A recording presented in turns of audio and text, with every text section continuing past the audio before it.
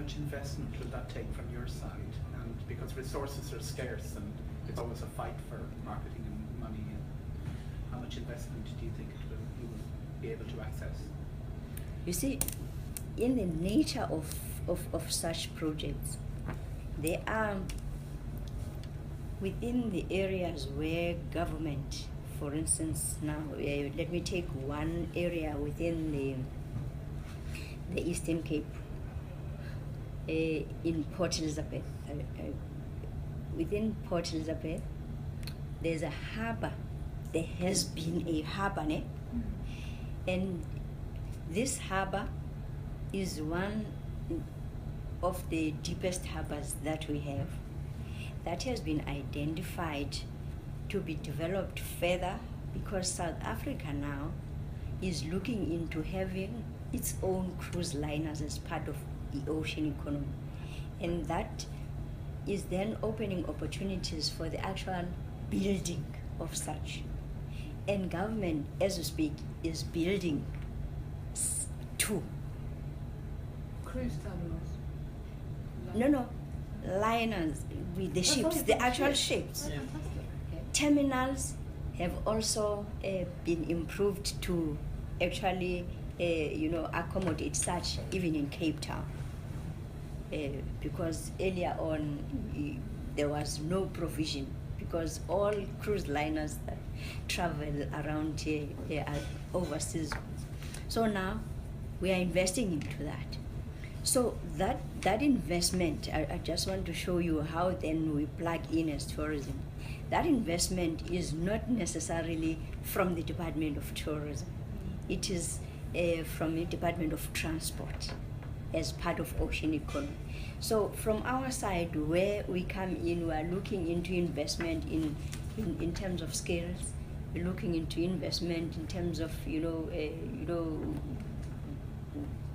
issues of your waste management and all opportunities that would then accrue around that, and ensuring that would then come into to market such products. And also within the terminal there's a space that has been opened for creative industries, which is what we're working on to put up such infrastructure. So it becomes minimal when it comes to our side, when we plug into that. So government has now been working very closely together, and we even have a one-stop shop kind of an investment point, where in areas where government will not be able to put in money, it opens for investment coming from outside. But it would have been packaged so that it's not just something that would be initiated or an idea coming from outside. That's how those are working. And on the marketing side and the infrastructure side, you've been very good historically at tapping into different areas, but on the marketing side, do you see with the new series, the new consumer campaign you're about to launch, what sort of money do you expect to be able to access to spend on it? In the last, in fact, in this financial year, we are, I would say, the only department that have been given extra money for promoting tourism. We got about 494 million this year, and Ste will then outline how they have allocated that money to reinvest in some of our key markets like yourselves, because you talk. So reinvesting or further investing so that we can have more, and then new markets that the President was talking about that we've identified as well, and as part of that, sustaining and future sustenance in terms of our tourism figure numbers by encouraging domestic tourism, which is the campaign that will be launching tonight formally from what the President was saying. Ste will talk to the detail. The 5 million, how many of them will be coming from the mature markets and how many will be coming from the new markets the President talked about this morning? Have you quantified what your targets are in different marketplaces? Particularly Europe would be regarded as a mature market. Indeed, if you interact more with our country manager, Toby, he would tell you that part of the strategy to actually achieve the 5 million more tourists in the next 5 years, we've put together 3 strategic thrusts which will now drive that. The first one is we had to look at creating what we call a marketing investment framework, because much as now the government has given us money, if we don't have a clue of where we're going to invest and what is the ROI in terms of our investment, we'll be spraying and praying. So we did develop a marketing investment framework, looking obviously at countries' GDP, our ability to win, what are some of the barriers that we have to actually win in those markets. And that gave us a list of markets where we'll invest, which, you know, the UK market is one of them. So out of that exercise, we came out with about 40 markets to invest. But we know that we cannot sustain tourism with only 40 markets. We've got to look at how do we then begin to develop, other markets using existing infrastructure. So the existing infrastructure we're talking about is a partnership with our SA missions abroad.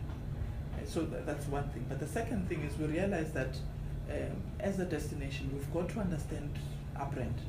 We've got to understand our brand journey. We've got to understand what it is that people actually like when they come to a destination. Has a consumer profile changed? Has our segmentation changed? Therefore, it begins now to inform the tactics that our country managers would actually use in country to market the destination.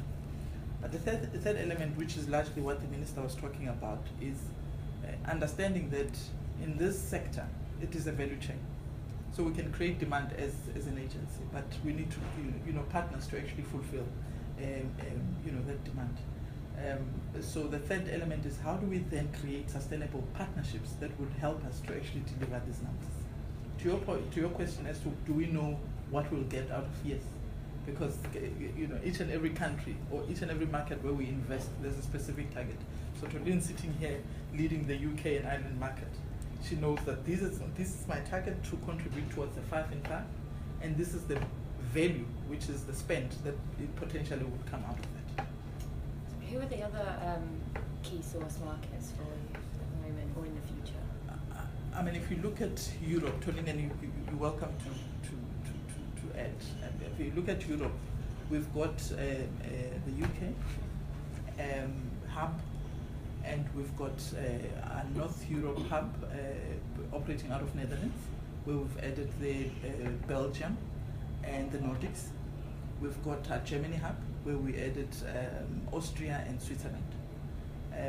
And the President this morning spoke about new other markets which are developing, which are potential growth market for us, which is the Middle East and Southeast Asia, operating out of our Mumbai office. Obviously China becomes very important for us. China and Japan become other important markets for us. Australia and New Zealand, we're operating an office in Sydney, but obviously tapping into our New Zealand market. But what is going to be very important, which is related to this Indaba, is how we have conceptualized the growth that will come out of the continent. So we focus, in fact, we've got ring-fenced funding specifically for growing the African market, Africa air and land. Africa, because if you look at our arrivals currently, 70% of that comes from the continent. So we've got to look at how do we then grow our own continent and promote intra-African travel as well, which why this Indaba now is called an Africa's Travel Show. How do we then promote the continent? So it's those kind of markets that we've now added into our mix to be able to actually help us to fulfill our promise of 5 million more visitors in the next 5 years.